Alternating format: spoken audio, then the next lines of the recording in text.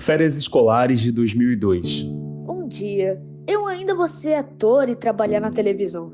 Essa é a história de um menino de 11 anos, que desde muito cedo decidiu que seria ator e trabalharia na televisão. Tia, você me leva pra me matricular no curso que eu encontrei? Que curso, menina? Tô muito ocupada, não tenho tempo pra isso não. Os pais eram muito simples. Por ser de uma família grande, com 7 irmãos, ele foi criado pelos tios. Desde muito novo, teve que ser independente. Ele mesmo pesquisou aos 11 anos um centro de artes público e decidiu: vou estudar aqui. Havia alguns desafios. Reunir todos os documentos, já que uns ficavam com a tia, que criava ele desde bem pequeno, e outros com a mãe. Outro desafio era tirar uma foto 3x4. Eu não tenho dinheiro. Como é que eu vou fazer pra conseguir tirar essa tal foto 3x4? Naquela época, uma criança do interior tinha os seus jeitinhos para conseguir uns trocados. Arrumar a casa de um parente, ir na venda, pedir uns centavos para a avó, para a tia, ou até mesmo vender um, abre aspas, quadros que pintou. Moça, é aqui que tira foto, né? Você pode fazer uma foto 3x4 minha?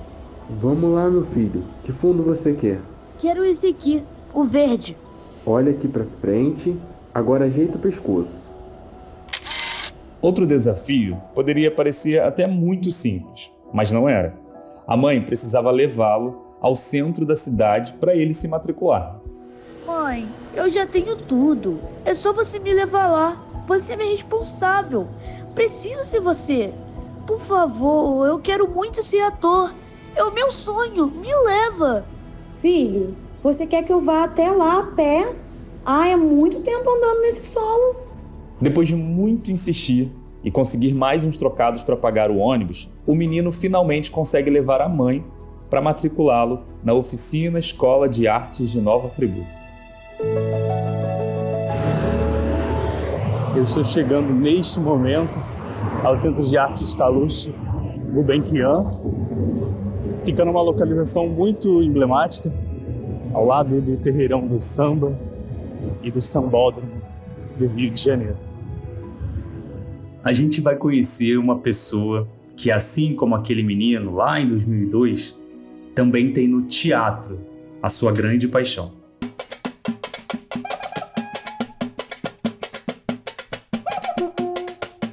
A gente está num território, num espaço que a mim diz muito, tem um valor afetivo, emocional, distante e presente o tempo inteiro, né? Distante porque vem de muito tempo e é presente porque ele continua até agora.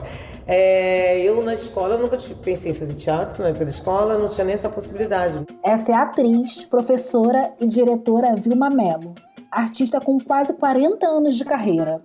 E a primeira mulher negra a conquistar o Prêmio Shell na categoria Melhor Atriz com o espetáculo Chica da Silva. Então ganhar o prêmio naquele momento foi um grito que estava parado na garganta de todo mundo. Vilma é ainda vencedora do Prêmio Senin de Melhor Atriz Coadjuvante em A Vida de Billie Holiday, do Prêmio Aplauso Brasil de Melhor Elenco em Fulaninha e Dona Coisa e muitos outros prêmios. Na TV, ela fez 2 temporadas da série Segunda Chamada, da TV Globo, a 4ª temporada de Psy, da HBO, Amar é para os Fortes, da Amazon, e a última temporada de Dawn, também da Amazon.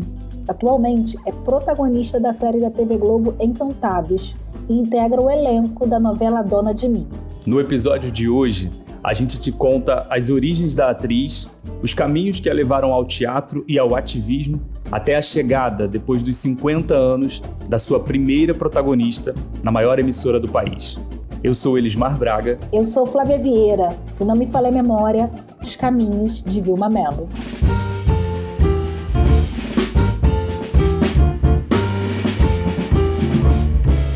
Eu até hoje acho que eu não me encontrei, eu acho que eu ainda estou à procura de mim mesma. Eu perdi minhas raízes, no sentido de saber exatamente de onde eu vim, quem eu sou, para que eu estou nesse mundo, qual é a ligação que eu faço cultural com o meu povo.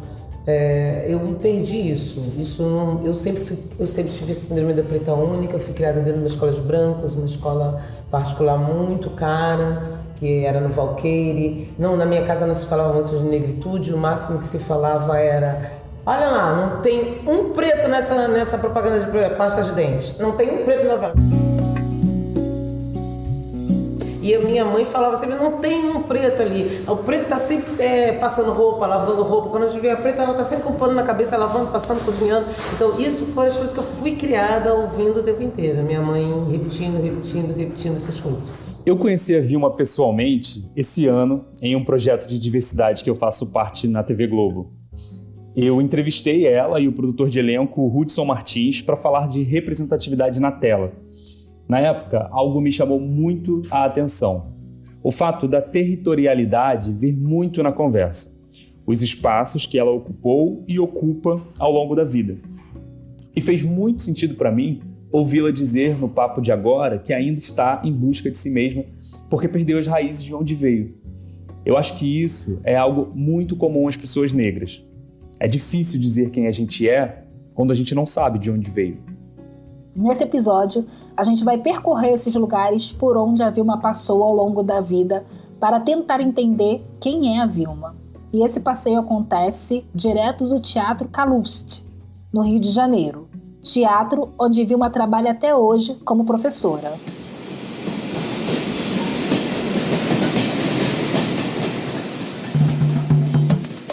Vilma é filha de Dona Darcy e do seu Jorge. Ela nasceu em 1969, na zona norte do Rio, mas muito cedo migrou para São João de Meriti, que fica na região metropolitana. A família não fica muito tempo por lá e logo retorna para a capital. E viemos para o Oswaldo Cruz, que é o bairro de samba, da Portela, do Império. E eu morava bem perto mesmo dessas escolas de samba. Dali eu fiquei até os 13 anos e depois migrei para Realengo, que é onde eu começo a me entender realmente. E Realengo ainda tinha um ar de... Hoje em dia, se você for para alguns lugares dentro da Zona Oeste, é assim. Mas tinha um ar ainda de cidade pequena. Então, tudo era mais difícil, desde locomoção dentro da cidade, era uma geografia complicada, como hoje até é. Hoje está piorando, porque eles são barricadas e outras coisas, mas naquela época você não tinha um transporte público. Se hoje não tem metrô, que já deveria ter, naquela época tinha muito menos. Então, o Realengo já era um lugar que eu conhecia desde os meus 5 anos, que minha avó estava morando lá já. Era o lugar onde eu passava as férias e era o lugar onde estavam os meus amigos.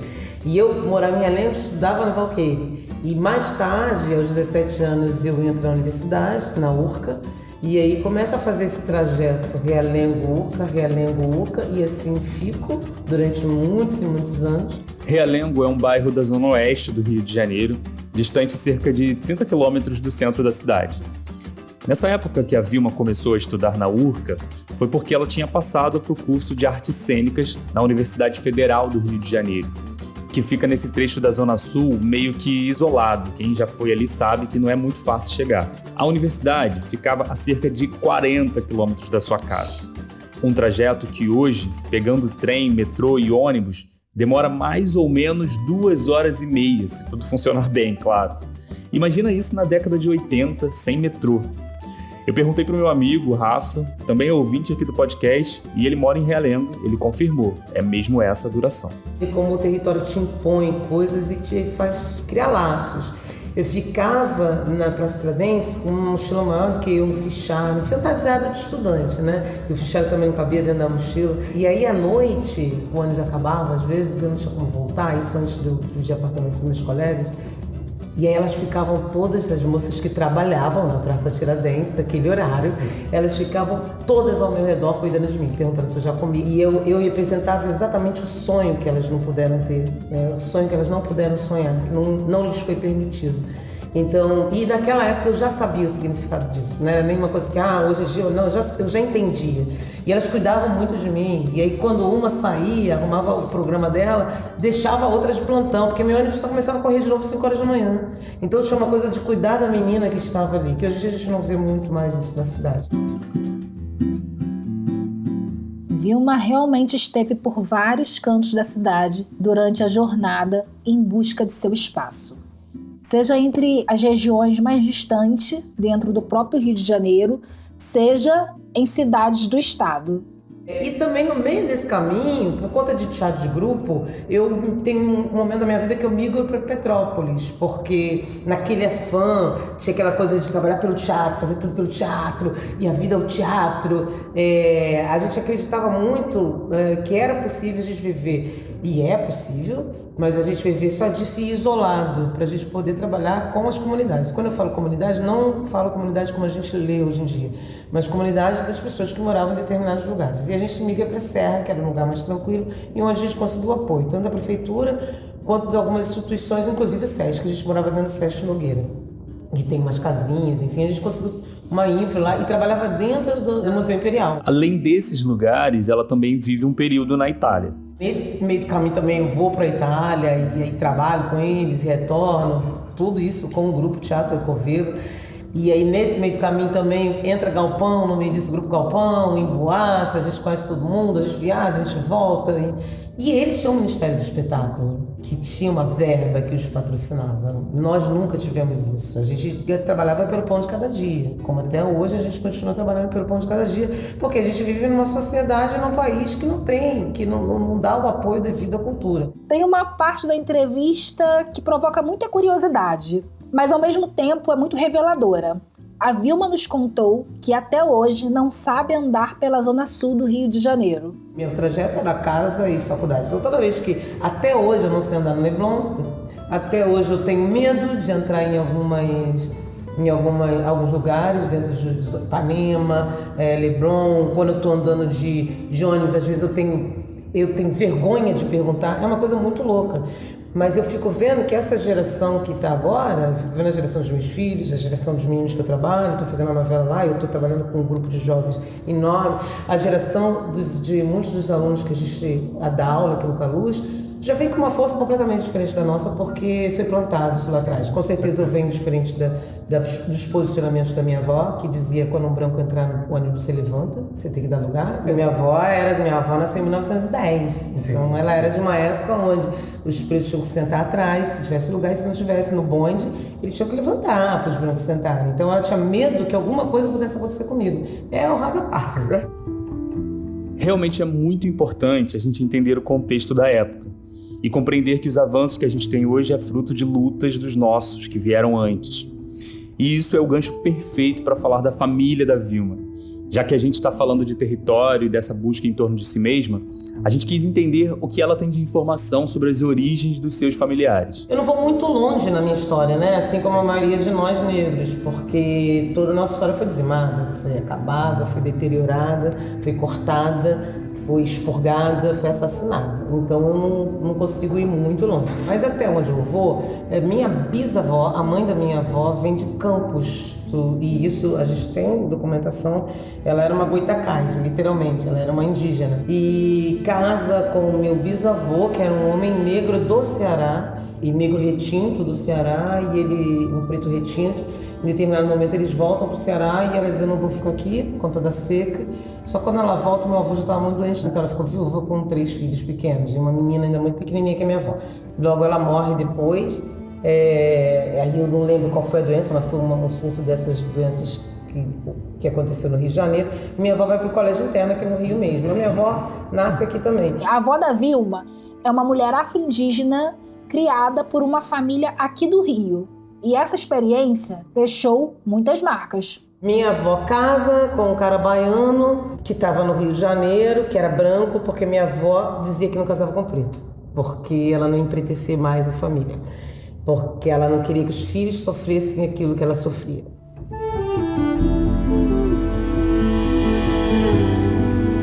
É muito doido a gente pensar o quão o racismo é enlouquecedor, né? Então ela disse que não casa com preto de jeito nenhum, que para casar com preto ela ficaria solteira, o que era uma morte naquela época para uma mulher ficar solteira. Meu avô falece muito cedo, aos 35 anos ele falece, 33 anos. 33 anos ele falece. E aí ela casa de novo minha mãe tinha 8 meses quando meu avô faleceu. E ela casa de novo com uma outra pessoa branca. O meu primeiro avô era descendente italiano, o biológico, e o segundo é descendente de português. Que não é meu avô biológico, mas foi o avô que foi o grande avô, que é o grande cara das nossas vidas, é esse meu avô. Já o eixo paterno da Vilma, ela não tem muita informação porque o pai ficou órfão muito cedo. Com 8 e 12 anos ele já estava órfão de pai e mãe. É um cara que ficou dormindo no trem. Meu pai era preto como eu, preto retinto. E meu pai os pais dele vêm do Rio Grande do Sul. Que eu sei que também é uma história distante, assim, contada, que eles eram primos entre si. E não podiam casar, os pais não queriam e tal, então eles vêm embora pra cá. Mas o meu avô, tinha uma foto do meu avô era um preto, mas sabe eu olho pra foto do meu avô, não tenho mais essa foto. Ele era quase um marroquino, sabe? Mas a minha cultura é essa cultura bem do Rio, é uma cultura colonial total, é uma cultura onde a gente tem a Casa Grande Senzala o tempo inteiro. A mãe da Vilma teve um papel muito importante no incentivo à educação dela. Minha mãe era datilógrafa, mas quando ela era pequena, era o que ela via as outras pessoas fazerem e era o que a minha avó fazia. Minha avó era lavadeira, passadeira, cozinheira. E minha mãe não quis repetir esses padrões. Então minha mãe foi trabalhar em outras coisas, foi estudar, se especializou, fez concurso, que era a rota de fuga daquela época, era o concurso, quem era concursado, fulano é federal, então minha mãe era uma concursada federal, e ela fez a mesma coisa comigo e com meu irmão. Ela dizia, vocês têm que estudar, tem que estudar, tem que estudar, tem que estudar, e realmente a gente estudou, a gente fez faculdade. Meu pai também, meu pai era formado em Direito, meu pai já é falecido, meu pai era formado em Direito, eu não sou a primeira da minha família a me formar, eu sou já, meu irmão também é formado, minha tia irmã da minha mãe também fez Direito, então na minha casa não é muito aquela, assim, da primeira pessoa a se formar, não, mas eu sempre carreguei comigo a síndrome da preta única, que eu era a única nos lugares. O interesse da Vilma pelo teatro veio ainda na infância e tem a ver com esse desejo dela de encontrar o seu lugar, o seu mundo. A gente está num território, num espaço que a mim diz muito, tem um valor afetivo, emocional, distante e presente o tempo inteiro, né? Distante porque vem de muito tempo e é presente porque ele continua até agora. Eu na escola nunca pensei em fazer teatro, na época da escola não tinha nem essa possibilidade, não existia essa possibilidade. Vale lembrar que o lugar que a Vilma se refere é o Teatro Caluche, onde a gente gravou essa entrevista. Então o teatro nunca foi uma realidade na minha vida. Imagina, minha mãe é datilógrafa, meu pai era policial, então a minha vida era muito pragmática, assim, trabalhar e ganhar dinheiro. Quer dizer, estudar, trabalhar e ganhar dinheiro. Lá, ué, ui, uó, u. Tra, tre, tre, tra. Tra, tre, tre, tra. Tra, tre, tre, tra. E no meio desses estudos, eu sempre fui aí... Vou citar Lázaro Ramos no livro dele, que ele fala isso. A gente acaba virando palha, pra gente ser aceito, a gente acaba virando palhacinho da turma, né? O engraçadinho, o querido, porque quem não gosta daquela pessoa querida, aquela pessoa que faz gracinha, aquela pessoa que faz o outro rir, aquela pessoa que mesmo triste tá sempre ali pra todo mundo, até meu 9º ano, eu tinha muito respeito dos meus colegas, porque afinal de contas eu era a inteligente. Quando eu migrei para outra escola, primeiro que teve uma defasagem de estudo muito grande. A outra escola era muito mais forte do que a escola que eu estudava, porque é uma escola preparatória para o vestibular. E segundo que é isso, era uma escola de brancos. Nessa época, chegou um momento minha mãe trabalhava em 3 empregos. Todo o salário da minha mãe ia para pagar a escola, a cultura inglesa, enfim, as coisas que a gente fazia naquela época. E aí eu tive que, para poder me adaptar àquele novo mundo, eu tive que ter essa outra vertente. Foi nesse momento que o Centro de Arte Calouste, que fica no centro do Rio de Janeiro, surgiu na vida de Vilma. Um amigo da Vilma, que também tinha interesse em estudar teatro, falou sobre o curso. Mas a história não foi tão simples assim. Minha mãe trouxe a gente no Calouste Gulbenkian. Chegando no Calouste Gulbenkian, eu fui impedida porque eu não tinha nem terminado o ensino médio e também não tinha idade ainda. Eu tinha 14, 15 anos mais ou menos, para poder fazer, porque era um curso técnico, era um curso profissionalizante. E eu não podia fazer. Saí arrasada, porque a pessoa, inclusive, tratou a gente super mal. Mais tarde, eu vim trabalhar com essa pessoa. E ficamos amigas e tal. Mas eu lembrava do rosto dela. Quando eu entrei, que eu dei de cara com ela, ela me tratou a gente super mal. Ela com um cigarro na boca. Falava assim, você tem 15 anos? O que você está fazendo aqui, garota? Era uma coisa assim. Mas ela não tratou só a mim mal. Tratou meu amigo, que era branco também. Todo mundo foi maltratado. E eu fiquei na porta do Calouste, parei e falei, ainda vou entrar aí, mas eu vou entrar por cima. Porque ela praticamente expulsou a gente. E foi exatamente o que aconteceu. Me formei, saí do país, voltei pro país, me formei em professora, comecei a trabalhar, fiz concurso, comecei a trabalhar, casei, vieram meus filhos. E aí, um belo dia, eu entro no Caluche. Também não foi do nada, entro para a Luz como professora. E lá se vão mais de 20 anos como professora do curso de teatro da instituição e mais de 30 como professora do município. A Vilma nos contou que se ela deixar a instituição, hoje o curso pode ser encerrado. E hoje em dia, eu tenho 31 de município, vou fazer 32 anos de município, de professora mas de município, só de município 32 anos. E agora eu já faço a coordenação do curso já há algum tempo, porque na verdade eu já posso me aposentar. Mas se eu me aposentar, as turmas fecham, porque como eu expliquei, ninguém sai da educação para hoje em dia a gente não pertence mais ao gabinete, pertence à Secretaria de Cultura, que foi uma luta dos professores aqui dentro também. Mas com essa mudança do Caluche para o gabinete e do gabinete para a cultura, a gente não tem mais professores públicos dentro do Caluche. Então todos os professores públicos morreram, se aposentaram. Então eu sou a última, que eu era mais nova, ainda estou viva e estou aqui. No momento que eu me aposentar, o curso termina. Essa informação do término do curso mexeu muito comigo. E eu fiquei pensando se não tem uma maneira de reverter isso. Porque é muito importante esse projeto. É gratuito, acompanha pessoas de diversas idades e territórios, apoia a formação de novos atores. Então, tomara que exista um jeito que não seja apenas da Vilma continuar trabalhando por anos, mais 20, 30 anos. Então, são 100 e poucas vidas que vão ficar sem a possibilidade de sonhar, porque o curso é aberto e gratuito para qualquer cidadão do Rio de Janeiro. É triste a gente pensar que a gente lutou tanto, mas ao mesmo tempo a gente transformou muitas vidas, porque o curso, quando começou, ele era um curso voltado só para estudantes da rede pública, porque eu sou funcionária do município do Rio de Janeiro.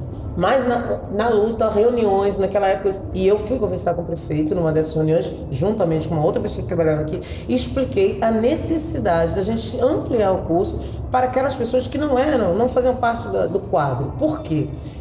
Agora, você acabou de entrar na turma, você vê a idade dessas pessoas. A gente tem uma terceira idade ali, que não teve oportunidade de fazer teatro quando era mais nova.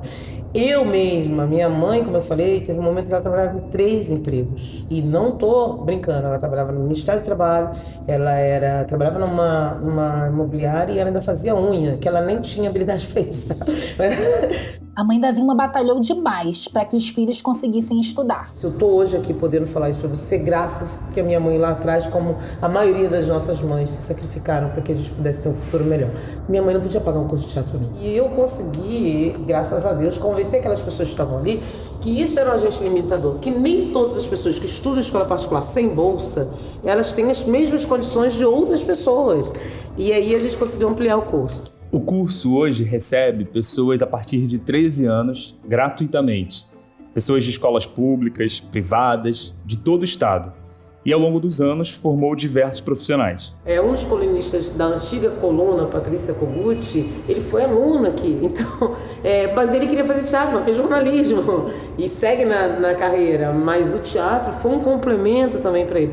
Então a gente colocou no mercado, por exemplo, o primeiro diretor negro a ganhar o Prêmio Shell, que foi o André Lemos. A gente colocou no mercado a Natália Balbino, que foi fazer PUC com bolsa, mas que passou na Márcio Pena também e que está lá fazendo Dança dos Famosos e que escreve roteiro também para fora, além dos roteiros para Globo, que escreveu um roteiro de um filme também que foi para o Emmy. Enfim, a gente despeja um monte de gente no mercado e ampliou, a gente fez ampliou o guarda-chuva, assim. Todo mundo pode fazer esse curso desde que tenha vaga. Então isso virou também um centro de convivência, onde pretos, brancos, indígenas, pobres, gordos, magros, amarelos, azuis, cor-de-rosas convivem no mesmo espaço e podem trocar as suas experiências e com certeza sair daqui um cidadão melhor. Então esse é o legado que eu tenho como professora na minha vida e que eu sou muito, muito feliz de ter conseguido construir essa história ao longo desses 22 anos. Agora a gente vai falar um pouco sobre a trajetória da nossa personagem de hoje em cena, no teatro e na TV. A Vilma estreou nos palcos no fim dos anos 1980. De lá para cá, são inúmeros espetáculos, como atriz e também como diretora. Então, só para citar alguns: A Morte de Ivan Illich, O Fantasma de Canterville, Grande Otelo, Eta Moleque Bamba, Amargo Fruto, A Vida de Billie Holiday, A Farsa da Boa Preguiça, Fulaninha e Dona Coisa e Mãe de Santo. Eu já vi a Vilma algumas vezes no teatro, gente. E eu super acredito que o teatro é um exercício cumulativo. A última peça que eu assisti dela foi Mãe de Santo e ela estava brilhante. Em 2016, a Vilma estreou a obra que seria um marco da sua carreira, Chica da Silva, o musical. A Francisca da Silva de Oliveira foi uma mulher escravizada, nascida em Arraial do Tijuco, hoje Diamantina, lá em Minas Gerais, no ano de 1732. A sua história é marcada por um feito inédito para a época. Ela consegue sua alforria depois de se casar com um contratador de diamantes. Contratador de diamantes, gente, é um termo muito romantizado, provavelmente para um explorador. Em 1996, a TV Manchete exibiu uma novela baseada na trajetória de Chica da Silva, com Thaís Araújo, ainda no início de carreira, vivendo a personagem principal. Um clássico. Ô, Chica, perdão. Pode falar, Damião. Tem muita gente procurando por Vassoncê lá fora. Tão cedo? Damião, traz uma caneca d'água pra eu tomar enquanto converso. 20 anos antes, em 1976, quem primeiro viveu Chica da Silva foi Zezé Mota e foi no cinema, com direção de Cacá Diegues.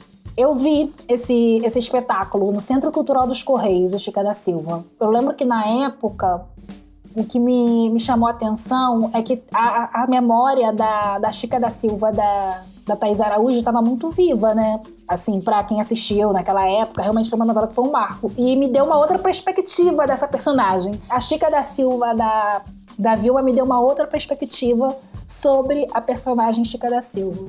Mas eu tava fazendo um espetáculo e é isso, um espetáculo puxa o outro, que era Domésticas o espetáculo. Eu tava tentando lembrar qual era o espetáculo. Era Domésticas, dirigido pela Bianca Barton, e o produtor era o Alexandre Lino. E eu dividi a personagem com a Cacau Protásio. Cacau Protásio e Vilma Mello, na época, estavam trabalhando juntas em Avenida Brasil, novela de 2012, que alavancou a carreira de Cacau com a empregada Zezé. E a gente estava fazendo a empregada, obviamente, na Avenida Brasil, quando ela começou a gravar muito, e aí a Bianca me chamou, eles me chamaram para dividir esse personagem com ela. Eu já era amiga do produtor, do Alexandre Lino, já fazíamos parte do grupinho ali. E ele falou, cara, eu tenho até vergonha de te chamar pra... Mas a história é, quando a Cacau não puder fazer, eu falei, imagina, tá tudo certo, eu quero trabalhar. E eu já tava fazendo um outro espetáculo também. E comigo nunca teve isso, eu sempre fui uma operária da arte. Foi uma loucura esse projeto, sempre assim. Então quando uma tava, outra não tava, não tinha ainda Ubermoto, não existia esses negócios.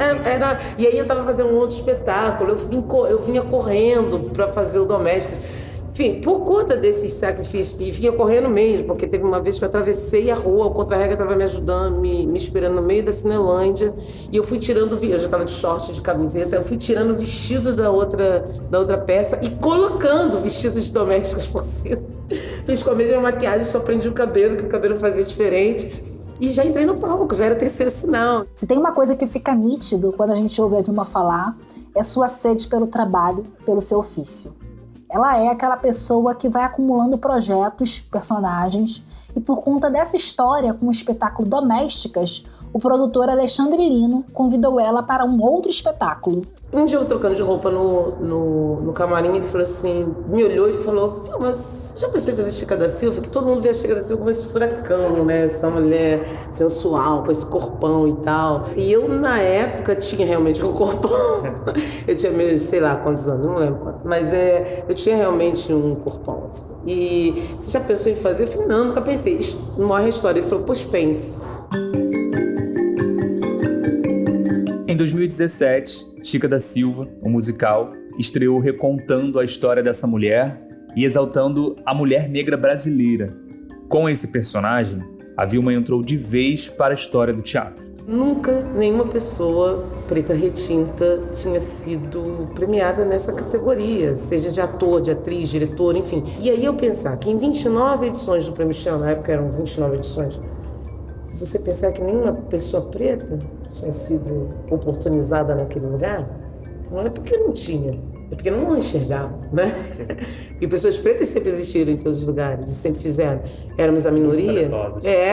E vou te dizer, mais ainda, porque para essas pessoas sobreviverem dentro da arte, elas têm que ser 5, 6, 7 vezes melhores. Para um grande hotel existir, ele tem que ser 10 vezes melhores do que os contemporâneos dele, para o nome dele chegar até hoje, a gente. Para Dona Ruth existir, para Dona Léia existir, para todas essas que vieram antes e todos os que vieram também, homens e mulheres, existirem, eles tiveram que ser muito mais. E até hoje não muda muito.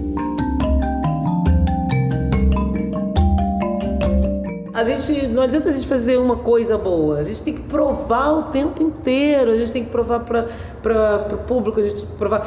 E a gente não tem as mesmas experiências. Veja, eu vou fazer Encantado já com 50 anos, 49 para 50. E aí vou fazer uma protagonista.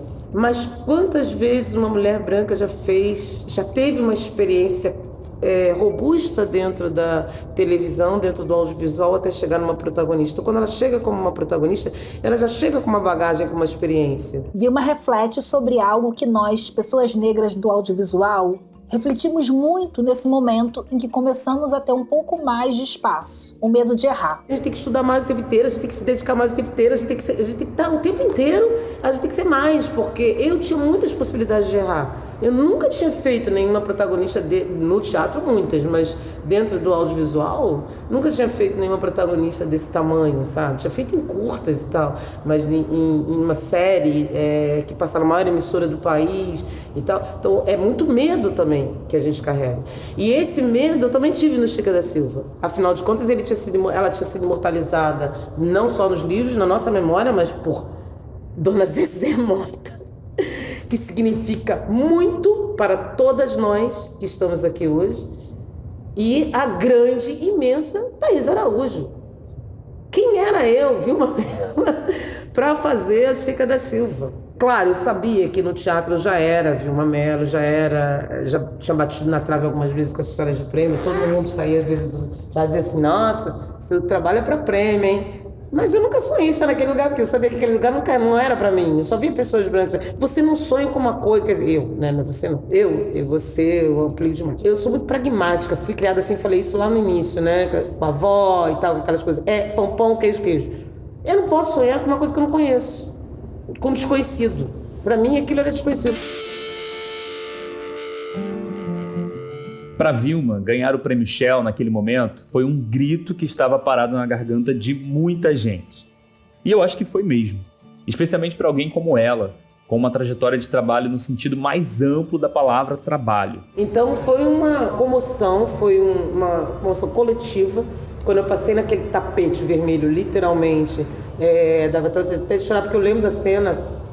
Meus amigos, iluminadores, cenógrafos, né? Porque eu faço teatro desde os meus 17 anos, então conheço muita gente. Quando eu passei naquele tapete e as pessoas não deixavam chegar ao palco, porque me abraçavam, beijavam, era muita comoção coletiva, era muita comemoração, sabe? A palavra era a gente comemorou muito junto, sabe? Era a classe teatral comemorando, assim. Então foi icônico, foi histórico e eu sou muito grata ao universo, a Deus, aos orixás, a minha mãe, de poder pisar naquele palco e falar o nome de todas aquelas mulheres que eu pude falar. E aí eu falei isso, quando dão um microfone para uma mulher preta, silenciam a gente, né? Então quando dão o microfone para uma mulher preta, eu vou falar, e ninguém vai tirar esse microfone de mim.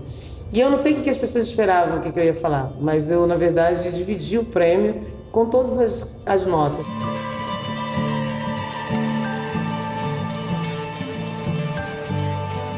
Embora o Prêmio Shell tenha um peso na carreira de qualquer ator ou atriz, Vilma nos contou que não foi exatamente ele que a levou para o audiovisual. É curioso isso, mas isso precisa ficar registrado porque nós ainda não somos considerados iguais. Fato. O meu telefone não tocou pro audiovisual, mas eu já fazia outras coisas, já tinha feito outros filmes e tal, como você falou. Mas esses que foram assim, vamos dizer que chegou na maior emissora do país, é onde tem a vitrine, né? Que tem o lugar da visibilidade, uma visibilidade não só, mas uma visibilidade maior. Foi porque eu estava fazendo um espetáculo chamado Fulaninho, mais uma vez trabalhando, que é isso, uma coisa que leva a outra, né? Estar sendo visto acaba... Vanessa Veiga, que é uma pessoa que eu tenho muito em alta conta, uma produtora de elenco que eu tenho em alta conta, foi assistir Fulaninho Dona Coisa por intermédio do Eduardo Barata, que é um produtor de teatro. E o Barata era produtor e idealizador desse espetáculo, e ele fez questão de chamar produtores de elenco, porque eles achavam um absurdo ter passado esse tempo do Shell e tal, não sei o que, e eu ainda não estar ganhando dinheiro de verdade. Porque ele achava que ganhar dinheiro de verdade somos pessoas de teatro, eu gosto de deixar isso bem claro. Criei meus filhos com isso, tenho um filho formado já, minha filha se forma esse final desse ano. E é possível, sim, a gente pode sonhar sim e viver só disso sim.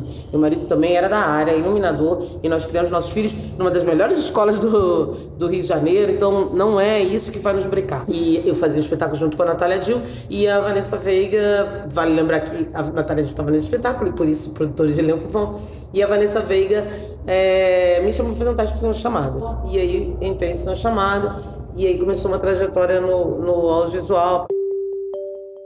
Segunda Chamada é uma série da Globo que aborda o cotidiano de alunos da escola Carolina Maria de Jesus do ensino EJA, aquele ensino para jovens e adultos. A Vilma interpreta a Dona Maria, uma mulher que decide voltar a estudar em meio às dificuldades da vida. Professor, o senhor tem filho? Mas não começa, vamos embora, por favor. Não, eu não tenho, Dona Maria. Então o senhor não sabe que o filho às vezes não ouve a mãe, mesmo quando ela quer levar ele pro caminho do bem? Eu já perdi um filho pro tráfico, professor. Eu não vou perder outro. A partir da segunda chamada surgiu, até hoje, eu não sei como surgiu o teste para Encantados, mas eu fiz uma bateria de quase um ano de teste para Encantados, porque elas já estavam no projeto piloto, as meninas não me conheciam, as autoras maravilhosas, Renata Andrade e Thaís Ponte. Elas são pessoas incríveis, duas mulheres incríveis, batalhadoras e que estão ocupando um espaço merecido e que eu espero que daí para mais. Elas não me conheciam e foi uma bateria de testes. E que aí tem que passar pelo José Villamarim, né? Óbvio, porque é pra fazer a protagonista de uma série, uma mera desconhecida. Porque se eu já tinha um nome aqui fora, no teatro e tal, e que as pessoas já respeitavam, já tinha prêmio, já tinha não sei o quê, e 2017 foi um ano que me sorriu muito, né? 2018, né? Porque foi o fruto de 2017. No audiovisual, não era só a Vilma. Mas aí vinha com a referência, aqui ganhou o prêmio Shell. Com Encantados, Vilma estreou sua primeira protagonista na TV. Na série, ela vive Olímpia, uma mulher que cuida do negócio da família em um bairro do subúrbio do Rio de Janeiro. De dia, o lugar é um supermercado e de noite vira uma escola de samba. Olímpia cuida do supermercado e o irmão, Everaldo, vivido por Luiz Miranda, cuida da escola de samba Joia do Encantado. Opa, vai ter feijoada no Renan, não esquece de me chamar, hein? Dona Maria das Neves, como é que a senhora tá? Esse ciático tá melhor? É hoje que a nossa Joia do Encantado sobe pra Série C, hein? Vem, filhota, vem aqui dar sorte pro papai. Meu talismã, início, a leitura das notas da Série D. Desculpa, viu, que chega carnaval, meu irmão fica um pouquinho alterado, mas tá funcionando normalmente, Esse é meu filho! Grêmio Recreativo Joia do Encantado, 9.9. Oxi.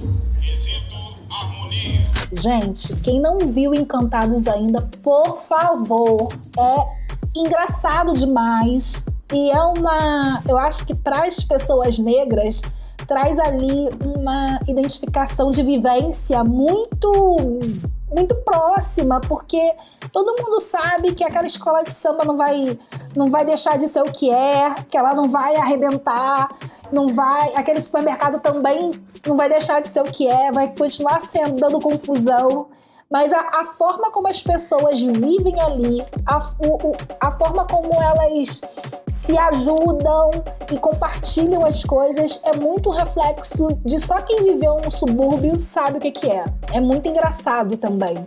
Eu amo Encantados, assisti todos os episódios e vale lembrar que essa série é de 2022, 21 ou 22, se não me falha a memória. E o elenco também é incrível, é impecável. Amo. Qual o seu personagem favorito, Liz, de Encantados? O meu personagem favorito é com certeza o Flash Black. Eu amo o Flash Black. Desde o nome do personagem até, enfim, como ele é desenvolvido, meio tímido e tal, eu amo o Flash Black. Gente, eu tô aqui com a minha névoa mental, que não vou lembrar o nome da personagem, mas quando eu falar, todo mundo vai saber. A Mal-Humorada. Não vamos lembrar o nome, mas todo mundo, quem assiste vai saber. Eu me identifico muito com ela.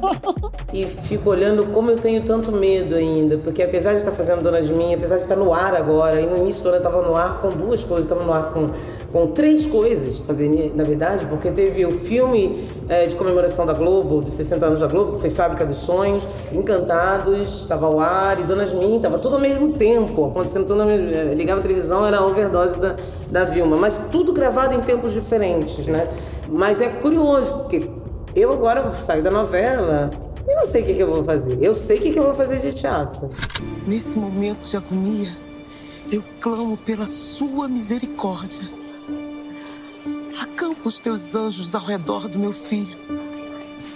Que o inimigo não prevaleça diante do teu poder e da tua glória. Oh, meu Deus, perdoe e guarde também o Rian. Que esse rapaz reconheça os teus reais propósitos para a vida dele. Isso que eu te peço. Em nome do teu filho amado, Jesus. Amém. Proteja esses meninos, meu Deus. Então, a Vilma de hoje, no audiovisual, é uma pessoa ainda que tem muito medo. Eu não tenho medo de ficar sem trabalho. Porque, veja bem, eu vou ter trabalho. Porque é isso que eu falei, tudo isso que eu falei agora. Eu me produzindo, não sei o que, eu vou ter trabalho. Mas, se você, como você falou do audiovisual, eu não sei. Eu realmente não sei. Então, as nossas oportunidades, elas têm que vir lá de trás. Isso está acontecendo agora. Está começando a acontecer.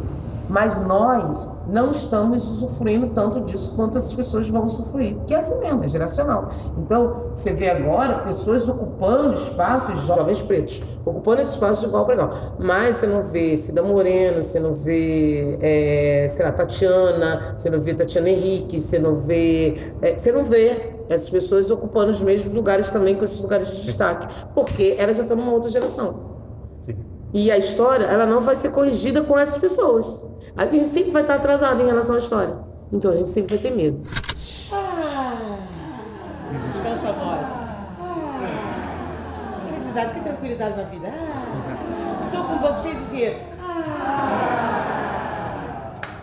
Só pra ele captar isso, gente.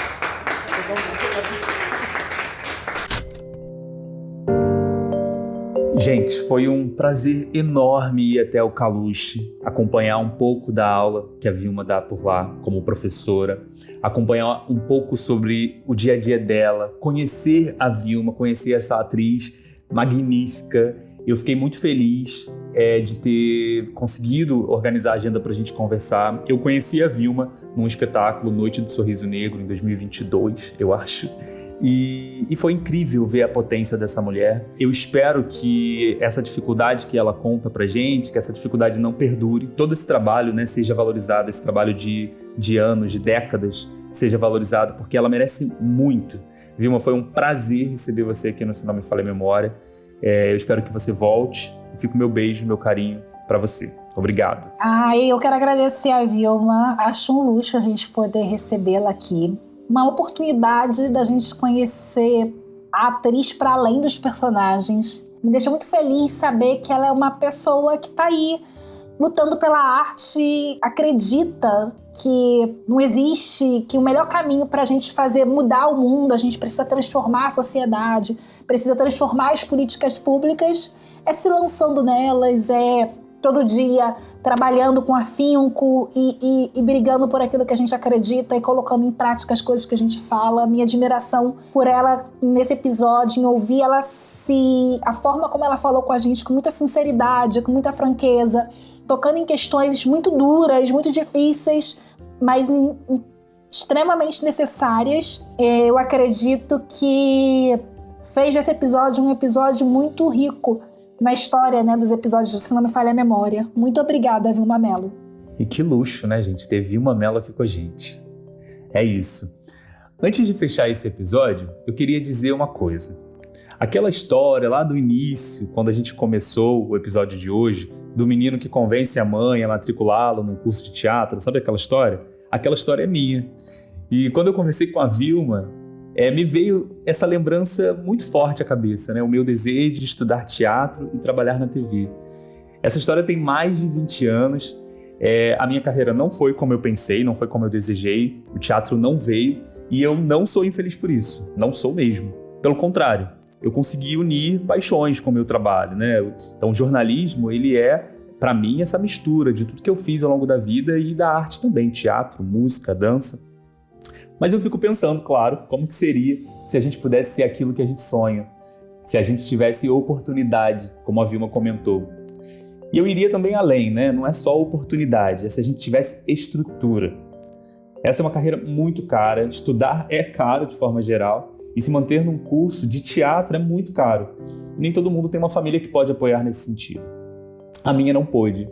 E aqui não tem romantização da dificuldade, não. Eu quero acesso para os meus que ainda estão por vir. E falando nisso, se lá atrás eu tive pouco incentivo, hoje eu tenho a alegria de contar com uma família que me apoia muito. Para essa brincadeira de reconstruir a minha história, por exemplo, eu trouxe meu sobrinho, o Miguel, que tinha a mesma idade que eu tinha quando fiz teatro. Foi a pessoa que me interpretou. Ele fez o Dico, o Elis, quando era pequeno. A minha irmã Elisângela fez a minha mãe, o meu cunhado fez o fotógrafo e a minha amiga Tati fez a minha tia. Bom, se essa era uma temporada para falar de afeto, nada melhor do que trazer a nossa família para participar disso. Obrigado, família. Obrigado, Tati. Beijo. Brilharam. Obrigada. Vamos agora à dica do episódio? Flávia, o que você nos conta para hoje? Qual a sua dica?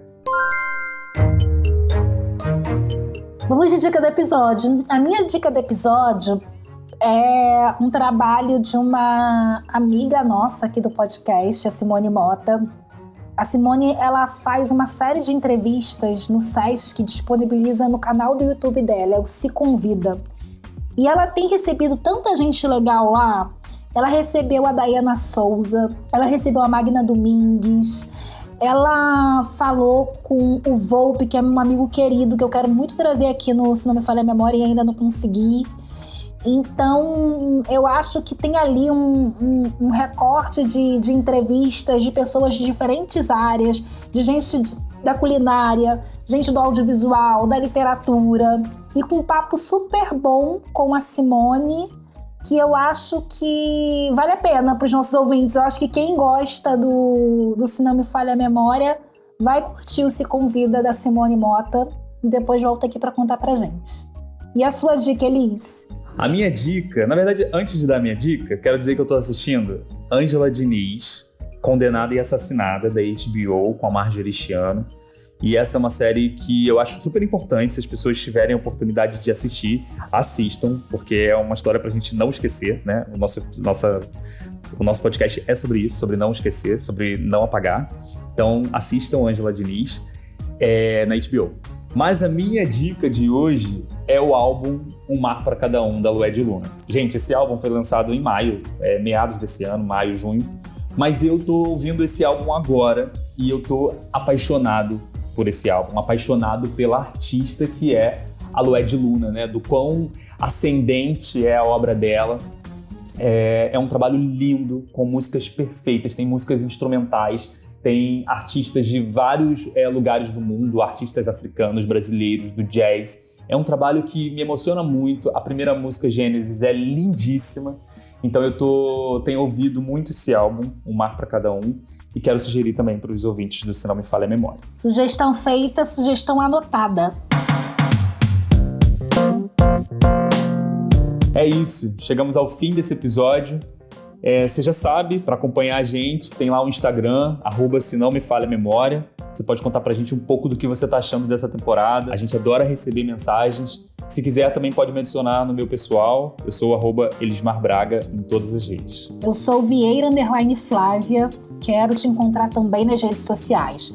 E se você é empresário e quer ver a sua marca aqui, escreve pra gente no senaomefalhamemoria@gmail.com. E não se esqueça que a gente continua em todas as plataformas de áudio, na página do Cultner e agora também, você já sabe, no YouTube. A edição de som do Se Não Me Falha a Memória é do Lucas Pinheiro. O roteiro desse episódio é do Elismar Braga.